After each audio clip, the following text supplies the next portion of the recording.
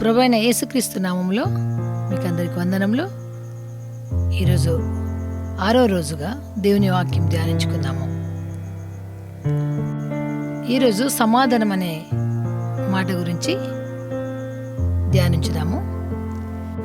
శత్రుత్వము లేక విరోధ భావాన్ని తీసివేసి తెగిపోయిన సంబంధాలను తిరిగి కలుపుకోవడమే సమాధానపరచడము అంటారు.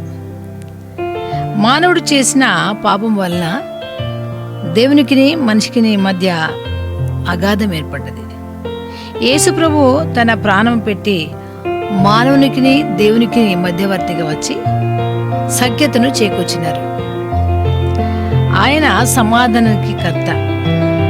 ఆయన సమాధాన బలిగా తనను తాను సమర్పించుకొని మన కోసము ఆ శిల్వ యాగమును చేసి ఉన్నాడు. కారణము మానవుడు దేవునితో తెగిపోయిన సంబంధాన్ని తిరిగి కలపడానికి.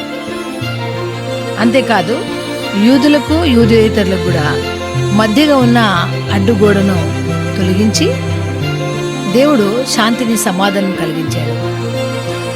పాపానికి లేక చెడుకు దేవుడు చాలా వ్యతిరేకుడు. మరి ప్రతిదానికి దేవుడు మానవుడు ప్రేమమయుడైన దేవునితో తిరిగి సమాధానమును కలిగి జీవించాలని కొత్త నిబంధన గ్రంథము గట్టిగా చెప్తుంది. సమాధాన పడేవారిని యెషయా గ్రంథము 9:6 వచనంలో ఆయన కొండ మీద చేసిన ప్రసంగములలో సమాధానపరచువారు ధన్యులు, వారు దేవుని కుమారులు అనబడుదురు అని తెలిపారు. అంతేగాక మత్తయి సువార్త 5:9లో అలాగున చేసిన వారంతా కూడా దేవుని సంతానం అని పిలువబడతారంట.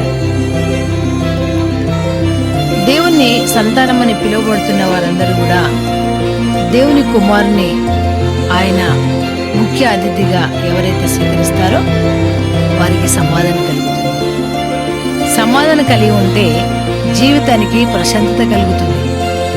శాంతి, సమాధానం అనే పదాలు బైబిల్లో 250 సార్లు రాయబడ్డ సందర్భాలు ఉన్నాయి.